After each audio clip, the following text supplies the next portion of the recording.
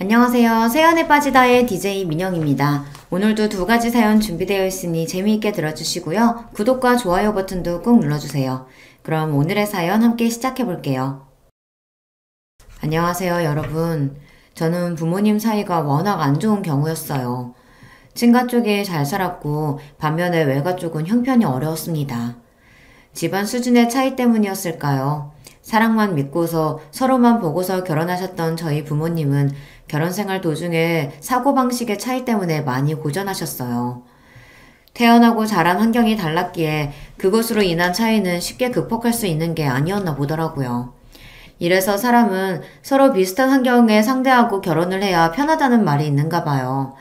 사실 그렇다고 하더라도 서로를 배려하고 위하고 양보하는 자세만 있었다면 어떻게든 난관을 이겨나갔겠지만 저희 부모님께서는 해당이 안 되었던 것이겠죠. 부모님은 양가의 반대를 뒤로하고 결혼하셨던 분들이에요. 그래서 양가 어른들이 저희 부모님을 바라보는 눈초리가 내내 곱지 못하였죠. 지지를 계속 얻지 못했습니다. 아버지가 1남 3녀 중에 유일한 아들이신 분이거든요.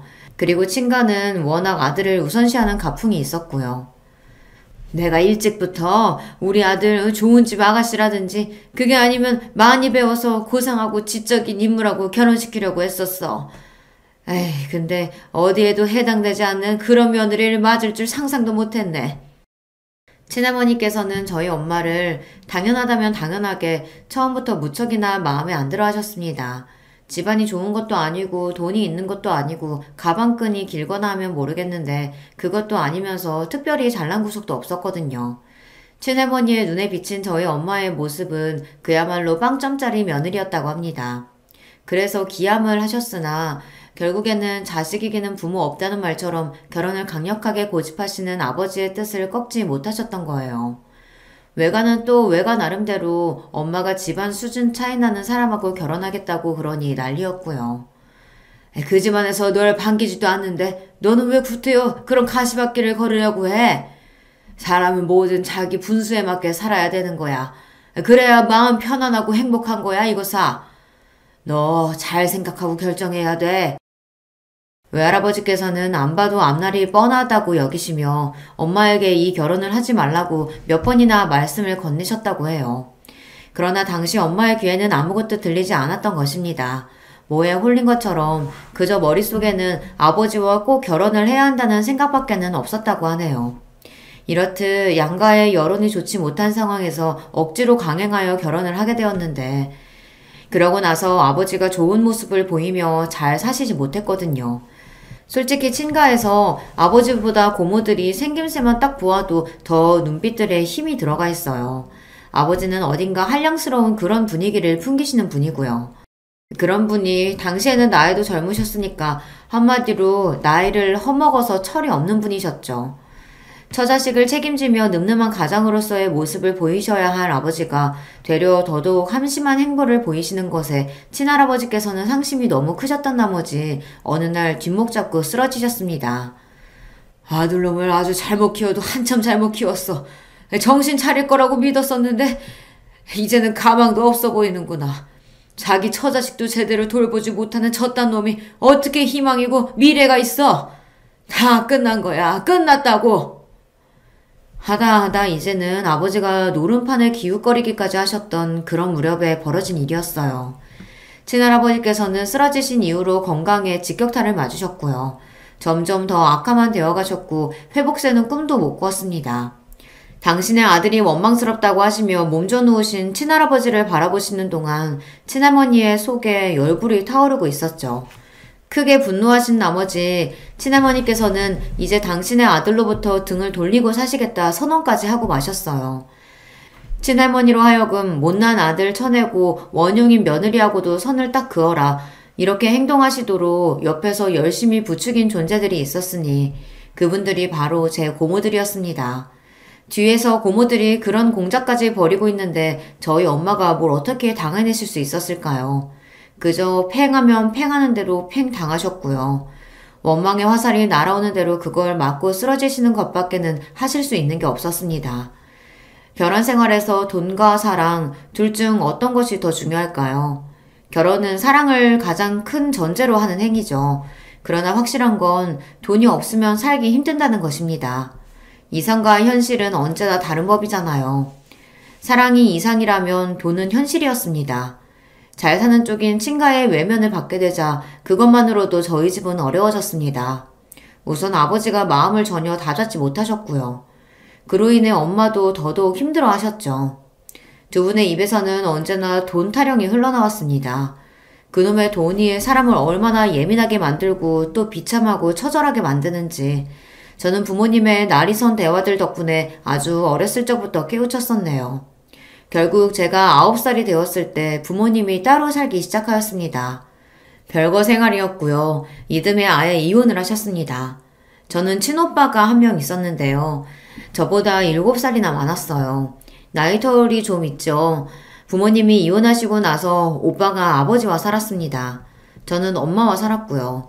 이혼하신 뒤 그리 얼마 지나지 않아 아버지는 새로 어떤 분을 만나기 시작하신 것 같았어요. 얼핏 그런 이야기가 들려오자 외할머니께서는 당장에 눈이 휘둥그레져 지금 이럴 때가 아니라며 하루라도 더 빨리 서둘러서 재혼을 하는 게 좋지 않겠냐며 그때부터 엄마를 들들 볶으셨어요. 아버지 쪽에 소식이 들려오자 괜히 마음이 조급해지면서 엄마의 재혼 문제를 빨리 서두르는 게 좋겠다는 판단이 드셨던 모양입니다. 더 늙기 전에 승부 파야지. 네? 승부라뇨? 엄마는 대체 무슨 승부를 이야기하시는 거예요? 야 이거사, 여자는 나이가 경쟁력이고 생명력이야. 하루라도 더 젊을 때 남자 새로 만나야 돼. 너 정신 똑바로 차려. 알았지? 외할머니께서는 진작에 안 될 것 같아서 반대했던 그딴 결혼생활 따위는 없었던 것으로 당신은 이미 그렇게 생각을 하고 계신다고 하며 엄마에게 새로 남자를 만나 새로 가정을 꾸리는 것에 집중하라고 목소리를 높이셨습니다. 엄마는 내키지 않는다는 표정으로 한숨을 푹푹 쉬고 다니셨고요. 그리고 제가 마음에 걸린다는 듯 재혼 이야기가 나올 때마다 자꾸만 저를 쳐다보셨어요. 저는 그런 시선을 받는 것만으로도 부담스러웠던 것 같아요. 마치 제가 엄마의 새 출발에 있어서 걸림돌이라는 낙인이라도 그때마다 찍히는 기분이었거든요. 저의 그런 느낌은 완전히 착각이 아니었나 봅니다. 외가에서는 여자가 남자를 잘 만나서 기대고 의지하며 사는 게 선택이 아닌 필수라고 하며 계속 엄마의 재혼을 추진하였어요. 그러면서 저는 내쳐졌어요. 엄마가 재혼을 하셔야 하는데 저의 존재가 걸리적거린다면서 외할머니께서 유독 저를 싫어하셨거든요. 변변하지 않은 외가의 형편에 저를 도맡아 키우기도 부담스럽다고 하셨고요. 그 결과 저는 친가로 보내셔서 친할머니와 함께 지내게 되었습니다. 어쩌다 보니 그렇게 되더라고요. 친할아버지께서는 돌아가신 뒤였고요. 저는 중학교 입학 직전부터 친할머니와 살게 되었습니다. 당연히 그걸 제가 원해서 그렇게 된 건 아니었고 순전히 어른들의 사정으로 그리고 어른들의 결정으로 그렇게 되었으며 저는 거부할 엄두도 못 낸 채 그냥 따랐을 뿐이었습니다. 오빠는 대학생이라 바빴고 자기만의 생활을 독립적으로 이미 하고 있었어요. 아버지는 대관절 어디에서 뭘 하고 지내시는지 그때부터 제가 알 일이 없었고요. 엄마는 등 떠밀려 재혼을 하신 상태였죠. 이게 다 무슨 상황일까 싶었고 저희 집처럼 이렇게 개판으로 돌아가는 집이 또 있을까 궁금했습니다. 저는 매일같이 눈칫밥을 먹으며 지내야만 했는데요. 하필 사춘기 나이였기 때문에 저는 더욱 예민하고 고심해졌던 것 같아요. 이래나 저래나 결국 친할머니께서 저를 허락해주시고 받아주신 것이었기 때문에 제가 같이 살 수 있었으므로 고모들은 이 부분을 무척이나 못마땅하게 여겼습니다. 저 때문에 고모들이 친할머니와 감정적으로 자주 싸우고 다투는 모습을 보게 되어 마음이 불편한 따름이었네요. 엄마도 정말 이러시는 거 아니에요. 너무하잖아요. 이러다가 결국에는 돌아가실 때 아들한테만 재산 다 물려주겠다고 하실 건 아니죠? 고모들은 단단히 화가 나 있었습니다. 지금까지 효도는 딸들이 다 해왔고 부모 속 한 번 크게 안 썩이고 사고 한 번 안 치며 조용히 잘 살아왔건만 온통 자기 멋대로인 아들이 옛날에 대우와 편애를 받았던 것으로도 모자라서 그 아들이 싸질러 놓은 똥을 집에 끌어안고 수습하는 꼬라지가 너무나도 보기 싫다는 이야기였습니다. 고모들이 표현하는 똥이라는 것은 바로 저를 지칭하는 것이었고요. 아버지가 싸질러 놓은 똥으로 비유되는 존재가 저라는 것에 사춘기 나이에 얼마나 충격을 받았고 상처를 받았는지 몰라요. 하지만 고모들은 친할머니의 딸들이었고 미운 오리 새끼인 제가 넘볼 수 있는 위치가 아니었습니다. 저는 한없이 그저 더더욱 눈치나 보며 땅굴을 파는 수밖에 없었네요. 고모들은 저를 향해 집안의 재산을 한 푼도 탐내지 말라고 엄포를 놓으시기도 했었어요. 너 혹시나 착각하지 마라. 네 몫은 없어. 너 걷어주고 먹여주고 입혀주고 이러는 것만으로도 너는 감지덕지인 줄 알아. 감사한 줄 알고 매사에 겸손하란 말이야. 알았어? 항상 주제 파악 잘하고. 고모들은 제가 거슬려서 미치겠다는 당신들의 심정을 숨길 신용조차 안 하셨고 눈빛과 말투로 전부 드러내셨습니다. 노골적으로 누군가로부터 미움을 받는다는 건 정말 괴롭고 힘든 일이었어요. 아무리 의연해지려고 해봐도 마음 먹은 것처럼 되지를 않았죠. 괜찮은 척을 하는 것조차 너무 힘들었어요. 차라리 고모들이 아예 친할머니와 심각하게 싸우고 사이가 틀어져서 서로 안 보고 살게 되면 좋겠다고 그런 기도를 속으로 할 정도였죠. 하지만 야속하게도 그런 일은 일어나지 않았고요. 고모들은 꾸준히 친할머니께 안부를 전해왔으며 종종 찾아오시는 경우도 있었습니다. 저는 집에 고모들이 와 있을 때면 한 공간에 있는 것도 불편해서 일부러 계속 밖에 있었어요. 정처 없이 길을 떠돌다가 한참 만에 집에 돌아갈 때도 있었고요. 어머나, 너 이제 오니? 뭐 하다가 이제 와? 이런 늦은 시간에. 아, 고모 계셨어요? 그게 오늘 학원이 좀 늦게 끝나서요. 고모들이 이미 가신 줄 알았다가 집에서 맞닥뜨리면 심장이 바닥까지 내려앉는 기분이었습니다. 우물쭈물 억지로 핑계를 대고 나면 오만 잔소리가 날아들었댔죠. 학원비가 얼마냐, 학원은 어디 동네로 다니냐, 너 성적 얼마나 나오냐, 목표 대학은 어디냐, 지금 용돈은 얼마 받냐, 이런 질문들은 제 숨통을 조여왔습니다. 고모들은 망설임 없이 저를 애물단지라고 칭하였어요. 얘가 보니까 서울대 갈 머리도 아니라서 공부 쪽으로 기대하긴 글렀어. 돈만 잡아먹는 괴물이지. 완전 민폐덩어리가 따로 없어. 제가 남의 집에도 아니고 당신들의 친조카인데 어떻게 말을 그렇게 무정하게 하실 수 있냐고 그렇게 따져먹고 싶은 것이 본심이었으나 매번 꾹 참았습니다. 저는 얹혀 사는 입장이었고 민폐만 끼치는 존재였는데 성질머리까지 더러우면 큰일 날 것 같아서요. 쫓겨나기라도 하면 그때는 정말 막막해지는 것이었습니다. 저를 받아주신 친할머니를 실명시켜드리는 것도 무서웠고요. 그래서 착하고 조용하기라도 해야겠다는 일념하에 그렇게 굴었어요. 고모들이 친할머니와 감정적으로 그렇게 다투면서도 왜 자꾸 왕래를 이어가는 건지 저는 원망스러운 궁금증을 품었는데요. 그 이후로 머릿속에 자연스레 돈이라는 글자가 떠오르더군요. 더 구체적으로는 친가 집안의 재산 말입니다. 그 재산 때문에 고모들이 그러시는 것 같았어요.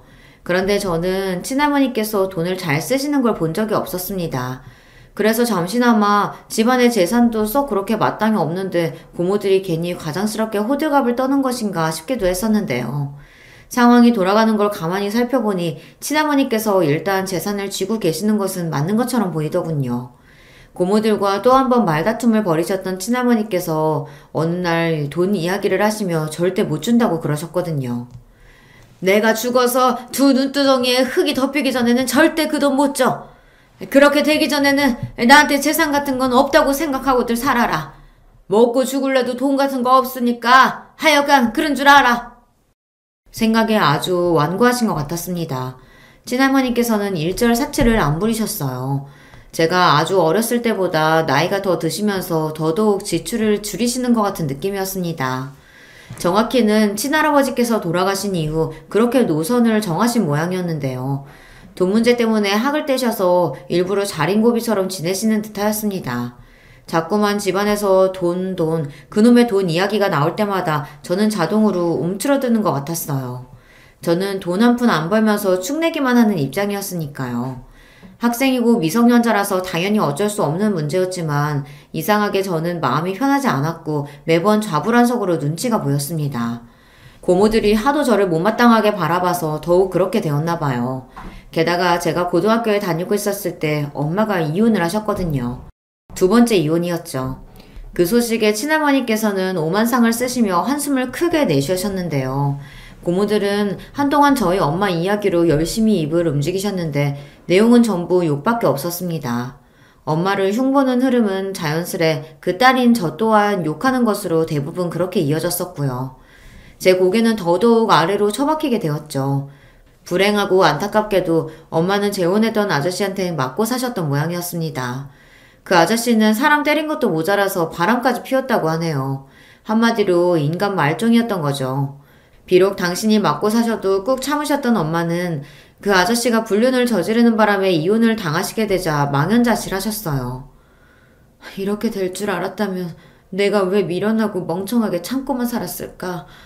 이혼을 또 해서는 안 될 거라는 생각에 그저 꾹 참고 견디는 게 능사라고 여겼는데 전부 부질없었구나. 내가 천하의 바보였고 어리석었어. 지난 날이 후회된다. 내 인생을 어디서 보상받을 수 있을까? 누가 내 아픔과 억울함을 알아주기나 할까? 엄마의 두 번째 이혼으로 외가는 초상집 분위기가 되었고요. 엄마는 너무 힘들어하시며 이모에게 하소연을 늘어놓으셨다고 합니다. 그러나 이모는 엄마의 괴로움을 감당하기 벅차다고 하시며 처음에는 들어주고 맞춰주는 척 하시다가 이내 슬그머니 발을 빼고 마셨어요. 한동안 이모는 연락두절 상태로 지내셨어요. 엄마의 문제로 골치 아픈 상황을 같이 겪기는 싫다는 뜻이었습니다. 외할머니께서는 화병에 걸려 알아 누우셨고요. 저는 그때 제가 할 수 있는 거라고는 숨죽여 가만히 있는 것과 공부뿐이었습니다. 그나마 학교에서 하루 종일 시간을 보내는 고등학생이라 다행이라는 생각을 몇 번이나 했었네요. 집에서 친할머니를 마주치는 그 짧은 시간도 당시에 저에게는 부담이었던 것 같아요. 무슨 소리를 들을지 겁이 났습니다. 혹시나 고모들을 마주칠까봐 주말에도 눈을 뜨는 대로 후다닥 준비를 마치고 독서실이나 도서관으로 향했었죠. 그렇게 고등학교 생활이 끝날 때까지 집에서는 거의 잠깐 잠만 자면서 그렇게 지냈던 것 같습니다. 그랬던 제가 재수 생활은 꿈도 꿀 수 없었죠. 대학은 무조건 한 번에 가야 했었는데요. 그럭저럭 괜찮은 대학교에 합격할 수 있었습니다. 할머니께서는 저에게 수고 많았다고 하시며 흔쾌히 등록금을 내주셨었죠. 그리고 고모들은 이제 성인이 되었으니 저보고 집을 나가서 살라고 입을 모으셨어요. 설마 계속 빌 붙어서 지낼 건 아니지? 생활비는 받아서 쓴다고 해도 사는 것만이라도 나가서 살면 안 되겠니? 네 오빠는 대학생 되자마자 그렇게 지냈잖아. 너도 그렇게 해야지. 지금 생각해보면 서럽게 짝이 없는 고모들의 그런 언행을 제가 일방적으로 참기만 해야 했다는 것이 어처구니가 없네요. 하지만 당시에는 그저 입을 꾹 다무는 수밖에 없었어요. 저도 나가서 살 수만 있다면 그것이 최선이라고 여기고 있었기에 당장 자취생활을 시작했습니다. 할머니께서는 나이도 어린 여자애가 혼자서 어떻게 살겠냐며 걱정하셨지만 당시에 저는 그게 어느 정도 가식일 거라고 여겼던 것 같아요. 그저 빈말로 그렇게 말씀을 건네신 것 뿐이라고 여겼던 것이었죠. 얼떨결에 떠맡다가 꽤 오래 감당하고 있어야 했던 짐, 그게 바로 친할머니에게 저라는 존재였을 텐데 제가 눈치껏 사라져 드리는 게 좋을 것 같더라고요. 양심적으로 구는 게 맞을 것 같았어요. 그래서 자취생활을 바로 시작했었고 전공이 같은 한 살 위 언니하고 학교 인터넷 게시판을 통해서 알게 되어 같이 룸메이트 생활을 하며 돈을 아낄 수 있었습니다. 금전적인 지원은 처음 자취생활을 시작했던 그때만 받았던 듯 싶네요. 그 이후로는 알아서 생활비를 벌어서 지냈어요. 닥치는 대로 아르바이트를 했고요. 그런 생활에만 몰두하면 성적 관리가 안 되니 남은 시간에는 학교 열람실에 처박혀서 지냈습니다. 게다가 열심히 대학 생활을 하고 있던 저에게 엄마가 연락을 해오셨어요. 우리 딸 잘 지내지? 왜 이렇게 보고 싶은지 모르겠다. 생각만 해도 그냥 막 눈물이 날 것 같아. 저를 생각하시는 것만으로도 눈물이 난다고 하시며 제가 너무 보고 싶다고 그러셨습니다. 다른 사람도 아니고 저희 엄마인데 그렇게까지 말씀을 하시니까 솔직히 한편으로는 어이가 없다가도 무시가 안 되는 거예요. 너무 피곤한 일상 가운데서도 엄마를 만났었죠.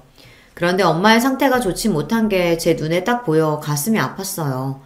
엄마는 잘 웃으시며 이야기를 하시다가도 갑자기 힘이 쭉 빠진 모습으로 스스로를 비하하는 욕을 중얼거리셨고요. 만약에 당신이 갑자기 이 세상을 떠나게 되더라도 제가 너무 많이 놀라거나 슬퍼하지 않았으면 좋겠다는 소리를 거듭하셨습니다. 그 모습을 보니까 제가 불안해지더라고요. 엄마의 정신 상태가 온전하지 못하다는 게 너무 잘 느껴졌어요. 그래서 고민하다가 외할머니께 직접 연락을 드렸어요. 그랬더니 외할머니께서 딱 이런 말씀을 하시더라고요. 힘든 걸로 따지면 내가 제일 힘든데 내가 제일 속상하고 내가 제일 괴롭고 내가 제일 죽을 맛인데 너는 이런 할미한테 웬 소리를 하는 거니? 그런 말씀을 하시니까 제가 말문이 자동으로 막혔습니다. 그렇다고 하시는데 거기다 대고 제가 뭐라고 말씀을 드리겠나요? 엄마가 그동안 의지할 곳 하나 없이 심적으로 방황을 크게 하시며 너무 힘드셨겠구나 싶어 제가 잘 돌봐드려야겠다는 마음을 먹게 됐었죠. 저라고 해서 그게 달가웠던 건 아닙니다. 저야말로 제 코가 석자였다고 말씀을 드리고 싶네요. 너무 힘들었어요. 하루 24시간이 부족했고 몸이 10개라도 지칠 지경이었습니다. 그런 저의 일상에 엄마라는 제가 돌보고 신경을 써야 할 존재까지 끼어드니까 이제는 아예 죽을 맛이었죠. 그냥 정신력으로 이를 악물고 버텼던 것 같아요. 그러는 수밖에 없었으니까요. 그때 하루하루를 너무 악착같이 지냈기 때문에 저는 대학 시절을 회상하면 별다른 캠퍼스 추억 같은 게 없어요. 피곤해서 사람들이 많이 지나다니는 도서관 건물 앞에 벤치에서 코를 골며 잠들었던 일화라든지 새벽까지 열람실에서 공부를 하다가 코피가 나서 화장실로 달려가던 도중 넘어졌던 일화라든지 그런 것들밖에는 이렇다 할 일도 없었죠. 죽어라 노력해서 졸업까지 무사히 했었고 쉬면 안 될 것 같아서 무작정 빠른 취업부터 했었습니다. 그때도 왠지 친할머니나 고모들의 눈치가 보였던 것 같아요. 고모들이 제 쪽을 주시하면서 혹시나 집안의 원조를 바라는 건 아닐지 감시하는 기분이 계속 들었기 때문입니다. 습관적으로 억눌려 있었던 것이죠. 그래서 즉각 취업을 했었고요. 그러고 나서 입사 한 달 뒤 첫 월급을 받았었는데 기쁘고 성취감이 들다기보단 되게 허무하고 머리가 멍해지더라고요. 속으로 내가 왜 취업을 했고 내가 왜 이러고 살지? 내가 원하는 건 뭐지? 돈을 많이 버는 건가? 벌어서 근데 뭘 어쩔 거지? 이런 질문들만 끊임없이 들어 괴로웠던 것 같아요. 마음의 병을 앓고 계시는 엄마에게 의지할 수도 없고 내가 더 이상 짐이 되어서는 안 된다는 그 압박감이 제 스스로의 목을 조르고 있었던 걸 그때 깨달았습니다. 저 같은 사람은 함부로 연애를 하고 결혼을 꿈꾸면 안 될 것 같았어요. 나 같은 사람은 누구 만나서 결혼해봤자 잘 살기는 진작에 글렀을 거야. 좋은 조건의 사람 운 좋게 만나서 결혼한다고 해도 결국 엄마와 같은 꼴이 되겠지. 엄마의 전철을 밟을 게 틀림없어. 많이 지쳐버렸던 저는 꽤나 비관적인 자세를 가지고 있었습니다. 부모님의 이혼 이후 거의 소식을 주고받지 않으며 지냈던 친오빠였는데요. 그런데 신기하게 오빠도 결국 저와 비슷했던 모양이더라고요. 외국으로 아예 떠난다는 연락을 받게 되었어요. 살면서 겪어온 이런저런 상황에 질리다 못해 아예 이 나라를 떠버리고 싶다는 생각을 진작부터 해왔다고 하더라고요. 비록 친밀한 남매 사이는 아니었으나 같은 환경을 공유했다는 것만으로도 동질감이 느껴져서 그제서야 비로소 오빠가 가깝게 느껴졌던 순간이었네요. 연락을 주고받자며 약속을 했었고 각종 연락처를 그때 교환했었고요. 오빠가 혼자서 몰래 여러가지 준비를 해왔다가 외국으로 홀연히 떠나버리자 아버지도 그것에는 충격을 받으신 모양이었습니다. 이놈의 망할 집구석 때문에 내가 내 아들하고 정상적으로 지내지도 못했어. 그런데 희한하게 화살을 집안에게 돌리시더군요. 집안이 이상해서 오빠가 떠난 거라고 하였습니다. 아버지는 그동안 사실혼 관계에 있는 아주머니와 지내오신 바였어요. 그러면서 오빠는 뒷전이었습니다. 그러셨던 주제에 아들에게서 아버지 대접은 받고 싶었던 모양이더라고요. 그게 깨지니까 괜히 분해서 애먼 곳에 화살을 돌리셨던 것이었죠. 그리고 고모들은 폭발하였습니다. 본인이 똑바로 안 해놓고 여태까지 한 번이라도 똑바로 살아본 적이 있었어? 자기 아들 자기가 등한시 해놓고서 왜 애먼 사람들을 잡아? 그러면서 그때 고모들이랑 아버지가 대판 싸웠습니다. 그동안은 똥이 더러워서 피하지 무서워서 피하는 것은 아니라는 식으로 고모들은 아버지를 무시했었고 아버지 또한 고모들을 모른 척 했었거든요. 그런데 이때 제대로 맞붙은 것이었죠. 당연히 쪽수가 많은 쪽이 우세할 것처럼 보였으나 아버지에게는 우군이 있었습니다. 바로 친할머니 말입니다. 자식 문제로 골머리 앓고 있는 사람한테 너희는 그러고 싶니? 너희들은 어쩜 그렇게 매사에 냉혈하니야? 평생 그 모양이구나. 고모들에게 일침을 놓으셨습니다. 그러자 고모들이 굉장히 기가 막혀 하시며 절대로 아버지 같은 한심한 인물이 집안의 재산을 밖에 두진 않을 테니 두고 보자는 말씀들을 남기셨어요. 재산 이야기가 나오니까 그때 아버지가 발끈하셨고요. 그러면서 고모들과 2차전을 벌이셨고 완전히 사이가 틀어져 버렸습니다. 그런데 저는 어쨌거나 아버지의 자식이었고 그러면서 아버지로부터 완전히 잊혀진 자식처럼 여겨지며 친할머니와 7년간 살기도 했던 그런 존재였고요. 그러니까 집안에서 제가 되게 애매한 위치였습니다. 이럴 때일수록 저는 늘 그랬듯이 조용히 숨죽이고 있는 게 능사라고 여기며 가만히 있었습니다. 아무 소리도 안 했고 아무 참견도 안 했어요. 여전히 돈 달라는 요구도 안 했고요. 제 힘으로 알아서 살았습니다. 그런데 상황이 공교롭게 돌아가더군요. 고모들의 자식들이 마치 짠 것처럼 연이어 줄줄이 사고들을 쳐댔고 각자 안 좋은 일들이 벌어졌거든요. 하나의 경우를 가져와 보자면 아니 밤중에 뺑소니 사고를 치고 달아나다가 경찰에게 붙잡혀서 인터넷 뉴스에 나오기도 했었습니다. 정말 별별 일들이 놀라울 정도로 계속 터졌고 고모들은 다들 난리가 났죠. 그러면서 당연히 전부 날이 섰고 예민해진 가운데 돈 이야기가 또 나왔어요. 친할머니와 그 과정에서 고모들이 크게 싸우기도 했습니다. 이제는 그냥 친할머니께서 돌아가실 때만 기다렸다가 그때 돈을 받겠다며 그런 소리들을 고모들이 공공연히 하시기도 하였는데요. 아버지는 정식으로 재혼을 하시겠다고 했다가 혼인신고를 앞두고서 바람을 피우시는 바람에 상대의 아주머니한테 고소를 당하니 마느니 하면서 상황이 복잡하고 시끄러워졌고요. 한마디로 바람잘 날 없는 집안이었습니다. 외국에 훌쩍 떠나버린 오빠가 부러워질 수밖에 없었네요. 저는 그냥 하루하루를 지겹고 힘들어도 억지로 버티면서 살았어요. 일을 다니면서 엄마를 신경 쓰는 일상이었고요. 엄마는 차차 상태가 좋아져서 제법 보람도 있었습니다. 그러던 어느 날 이모가 귀농을 하시겠다고 그랬어요. 특수 작물을 키우면서 앞으로는 시골 생활을 하겠다나 뭐 그런 이야기였는데 특이한 점은 저희 엄마와 함께 가고 싶다는 뜻을 이모가 밝히셨다는 것입니다. 전에는 내가 신경을 많이 못 써줘서 그게 미안했고 내내 마음에 걸렸어. 항상 그 점이 살면서 미안하더라. 이모가 힘드셨을 때 외면하였던 것이 이모는 계속해서 마음에 걸리셨던 거예요. 그래서 물 좋고 공기 좋으며 평화로운 시골 생활을 같이 하며 안정되게 사는 것이 어떻겠냐는 제안을 엄마에게 이모가 진지하게 주셨던 것입니다. 이모가 진실된 마음으로 그렇게 물어보시는 것을 아시고서 엄마도 고민을 많이 하셨고요. 그러다가 결국 지금까지와는 다르게 살아보자는 결심으로 용기를 내시고 엄마는 귀농길에 같이 가시는 것으로 정하였습니다. 엄마가 시골에 가게 되셨을 때 저는 안도의 한숨이 나왔어요. 동시에 후련하기도 했어요. 기분이 이상하기도 했던 것 같아요. 말로는 표현이 안 되는 허무함이라고 해야 할까요? 그런 기분이었습니다. 가슴 한구석이 뻥 뚫린 것만 같아서 참 이상했네요.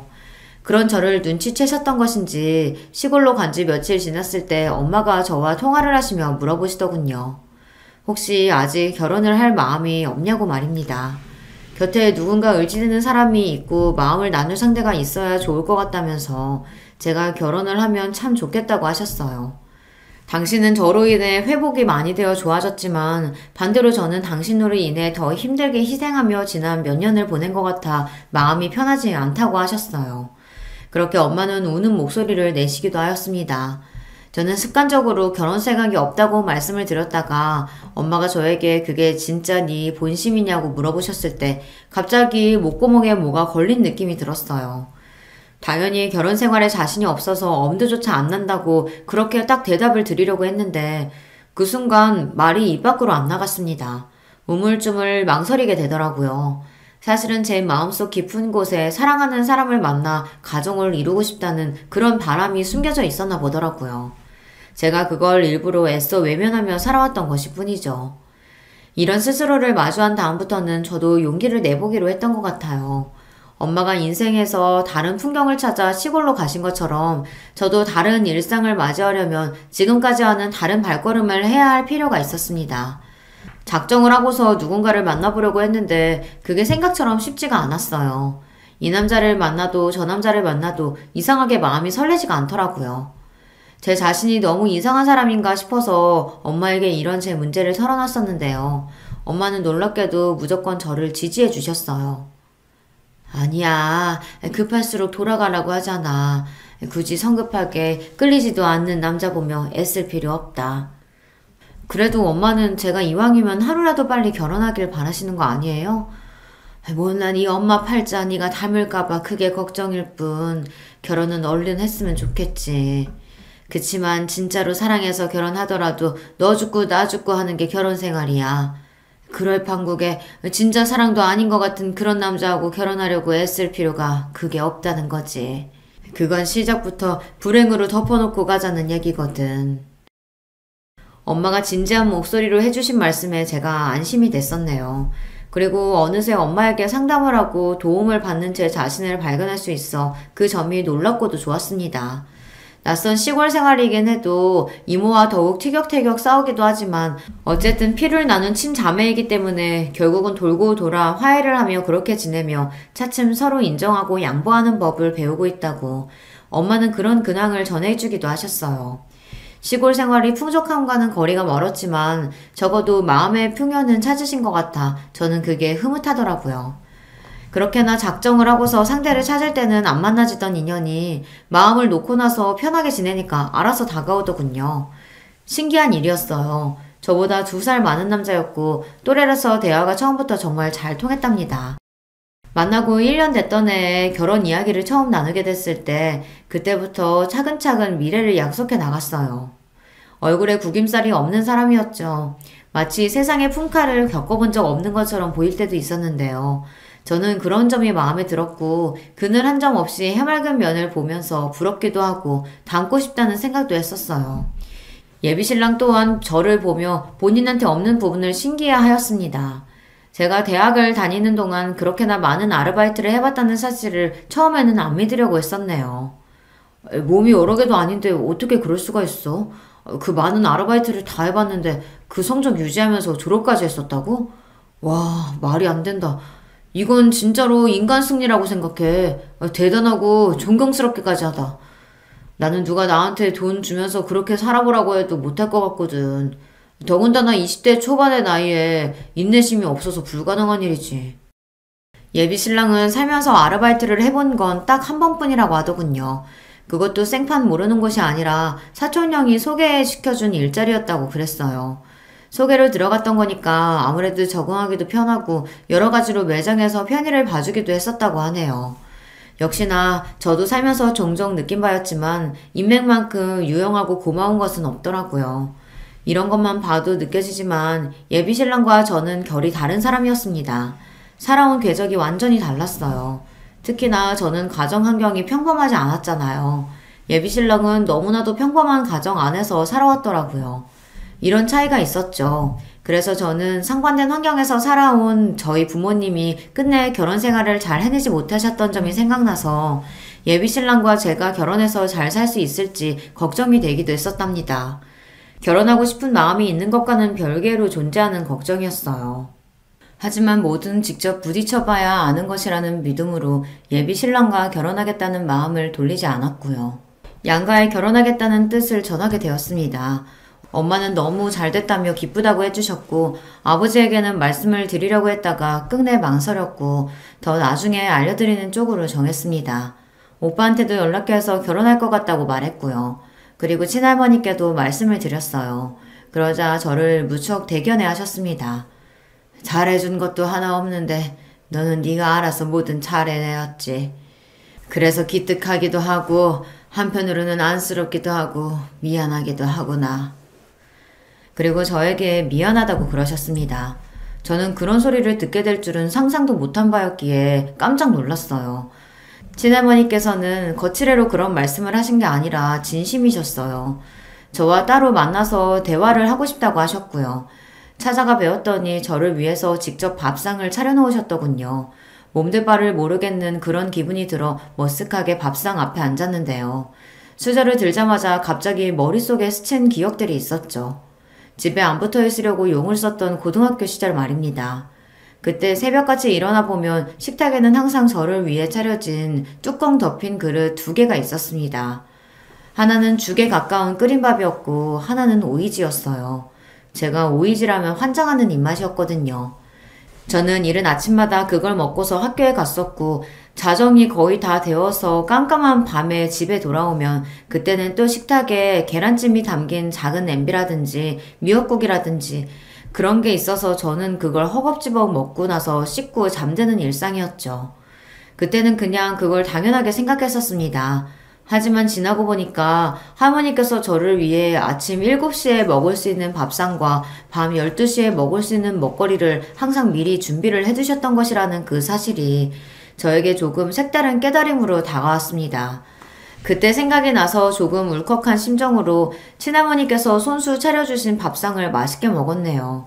그러면서 친할머니로부터 이런저런 이야기를 들을 수 있었어요. 고모들도 그 자식들도 또한 제 아버지도 전부 가면 갈수록 친할머니의 심경만 복잡하고 힘들게 만드는 존재들로 자리를 잡은 모양이었습니다. 그간 제가 모르고 있었던 자잘한 일들도 많았더라고요. 고모들끼리 심하게 싸워서 이제는 서로 연락도 안 하는 눈치라고 하였고요. 아버지는 정신 못 차리시고 새 여자를 만나셨으며 허황된 사업 이야기를 꺼내시는 바람에 친할머니께서 학을 떼셨다는 후문이었습니다. 너 하나 잘 건졌다는 생각이 요새 들어 내가 자꾸만 들더구나. 야무지게 자기 앞길 자기가 알아서 개척하고 자기 능력껏 살아보려고 하고 그런 마음가짐이 되어 있는 게 우리 집에서는 너 하나밖에 없어. 아유, 내가 이 사실을 진작에 알았어야 했는데 그랬으면 덜 골치 아프게 살았으려나 싶다. 친할머니께서 씁쓸하게 웃으시는 와중 그 눈가에는 눈물이 묻어나오고 있었습니다. 그 모습에 제가 너무 마음이 아팠어요. 그래서 그동안 못 부려본 소녀로서의 재롱이나 떨어볼까 싶어 제 딴에는 용기를 내어 여러 가지 이야기를 제잘거렸답니다. 그동안 제가 사회생활을 해온 이야기라든가 저희 엄마의 변화 같은 그런 이야기들을 실컷 떠들었더니 어느새 놀랍게도 4시간이 훌쩍 지나 있었더라고요. 시계를 보고 눈을 의심했었습니다. 그러고 나서 왠지 편해진 느낌이 들었었는데요. 친할머니 역시 마찬가지였는지 저를 배웅하시면서도 보내기 아쉽다는 표정을 짓고 계셨고 마지막까지 제 손을 꼭 잡아주시더라고요. 친할머니 댁에서 나오는 길에 올려다본 하늘이 유난히 깨끗해서 앞날이 다 잘 풀릴 거라는 예감이 들었더랬죠. 그로부터 몇 주 후 상견례를 하게 되었어요. 일단 상견례를 하면서 서로 간에 알아가자는 게 예비 시댁 측의 의견이었고 저도 동의했습니다. 그런데 문제는 그때 외할머니께서 갑자기 몸이 안 좋아지시는 바람에 이모 또한 발목을 크게 삐어서 치료를 받고 계시던 와중이었거든요. 그래서 엄마가 도저히 상견례에 참석하실 상황이 아니었어요. 상견례장에는 엄마 대신 친할머니께서 참석해 주시기로 하셨어요. 친할머니께서는 그런 자리에 당신이 가게 되셔서 너무 기쁘고 설렌다고 말씀해 주셨고 제 입장에서는 고맙고 감동적이었습니다. 예비 신랑에게도 그렇게 되었다고 알려주었고요. 아무런 문제가 없을 줄 알았어요. 그런데 당일 상견례장에 도착해보니 예비 시부모님은 물론이고 예비 시누이 둘까지 와 있는 게 아니겠어요. 예비 시누이들은 결혼을 한 상태였고요. 한 명은 심지어 아주 멀리 살기까지 하는 것으로 제가 그렇게 알고 있었기에 상견례장에서 보게 되니까 많이 당황스러웠죠. 그쪽은 인원이 5이었고 저랑 친할머니 달랑 둘이라서 너무 비교가 되었습니다. 룸도 분명히 의자 3개씩 놓고 마주보는 6인 테이블로 잡았다고 예비 신랑이 그랬었는데 그게 아니라 의자가 4개씩 있는 8인 테이블이더라고요. 그래서 예비 시누이 중 한 명이 의자를 모퉁이에 하나 더 놓고 앉은 모양새였어요. 당황한 제가 예비 신랑에게 눈짓을 보냈죠. 그랬더니 저한테 윙크로 화답하더군요. 어이가 없었습니다. 진짜 문제는 바로 그 가족들의 표정이 안 좋다는 것이었네요. 마지못해 슬쩍 미소 짓는 표정들이었고요. 어떻게 모친이 아니라 할머님이 나오셨냐고 예비 시모가 물어보시길래 엄마가 급한 사정 때문에 못 오셨다고 대답해드렸어요. 예비 신랑이 전혀 자기 가족들한테 언지를 안 해줬나 보더라고요. 이것도 당황했네요. 암만 사정이 있으셔도 그렇지 자식 상견례인데 잠깐 들르는 것도 어려우셨나 보네요. 아, 그게 저희 엄마가 많이 멀리 사셔서요. 양신이 일찍 이혼한 걸로 아는데 그런데다가 멀리 살기까지 해요? 그래도 저는 할머니가 가까이 사시는 편이라서 괜찮습니다. 제가 열심히 대답을 마쳤을 때 예비 신랑이 해맑은 웃음을 지으며 자기 가족들을 향해 말하기를 제가 할머니 손에 컸다며 그래서 예의 바르고 생활력 강하고 뭐든 잘하는 것 같다며 괜히 슈퍼우먼이 아니라고 하였습니다. 저는 그저 어색하게 웃는 수밖에 없었네요. 그런데 예비 시부는 마치 먼 산을 바라보듯 그렇게 굴고 계셨고 예비 시누이들은 자기들끼리 뭐라고 속닥거렸습니다. 그러더니 아예 예비 시모한테 눈빛을 막 보내는 거예요. 자기들끼리 신호라도 주고받는 모양이었죠. 예비 시모가 그나마는 얼굴로 입을 연 것은 바로 다음 순간이었습니다. 우리 식구들이 다 같이 보고 그래도 판단을 해야 할 것 같아서 오늘 이렇게 딸들까지 다 모인 거예요. 그런데 역시 예상대로네요. 안 됐지만 아가씨는 우리 식구들의 생각을 바꿔놓지 못했습니다. 네? 죄송하지만 무슨 말씀인지 모르겠습니다. 이 결혼 없던 일로 해요. 둘이 죽고 못 살아서 더 만나보겠다면 그건 말리지 않겠는데 결혼은 안 돼요. 암만 해도 부모가 이혼해서 할머니 손에 자란 사람은 나는 며느리로 못 받아들여. 질적으로 너무 떨어져. 예비 시모의 무례한 발언에 제가 어처구니가 없어졌고 예비 신랑은 벌개진 얼굴로 벌떡 일어나더니 자기 가족들을 내려다보면서 왜 자기를 무안주고 상피를 주냐며 따지더군요. 그러자 예비 시모가 엄하고도 애틋한 표정으로 예비 신랑에게 이렇게 이야기했고요. 이 녀석아, 다 너를 위해서야. 이 세상에서 제일로 너를 위하는 게 가족이라는 걸 왜 몰라? 그러자 예비 신랑이 묘하게 감동받았다는 표정을 짓는 게 아니겠어요. 그걸 보고서 제가 그동안 사람을 잘못 봤다는 생각이 들어 기가 막히고 배신감이 들었습니다. 자기들끼리 대체 뭐 하는 짓이란 말이에요. 웃기지도 않는 가족이었어요. 저는 민망했고 화가 났고 친할머니께서 이런 상황을 보시게 한 것이 죄송스러우면서도 부끄러웠어요. 미치겠더라고요. 예비 시모가 저를 깔보는 기색으로 제가 불쌍하고 안 됐지만 그런 동정심으로 결혼을 허락해줄 수는 없다고 덧붙였습니다. 친할머니께서 피식 웃으신 건 바로 그때였죠. 잘 됐네요. 나도 이 결혼 그냥 반대도 아니고 결사 반대니까 뜻이 통했군요. 어머 그러세요? 잘 됐네요. 소녀를 위하신답시고 혹시 저희 바제가랑이라도 물고 늘어지시면 어쩌나 내심 걱정하던 참이었는데 아니라고 하시니까 다행이에요. 아이고 누가 물고 늘어진다는 건지 별 황당한 소리를 다 듣겠네. 내가 언뜻 들은 게 전부인지라 정확하게 몰라도 사는 수준이 변변하지 않은 것 같던데 고작 이따위 집안에 내 귀한 소녀를? 참나 말도 안 될 일이지. 저기요 할머님 말씀 가려서 하세요.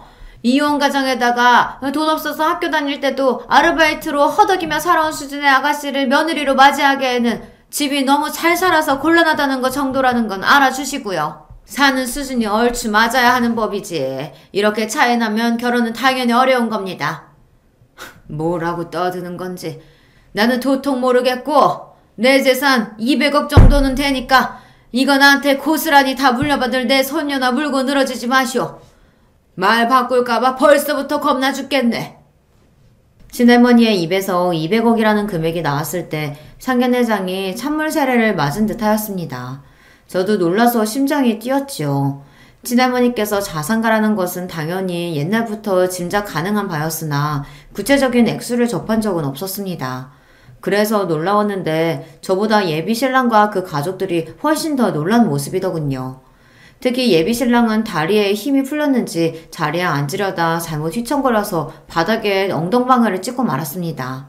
우당탕 소리가 들려오는 가운데 예비 시부를 선두로 그 가족들이 앞다투어 그 재산이 진짜냐고 물어댔고요.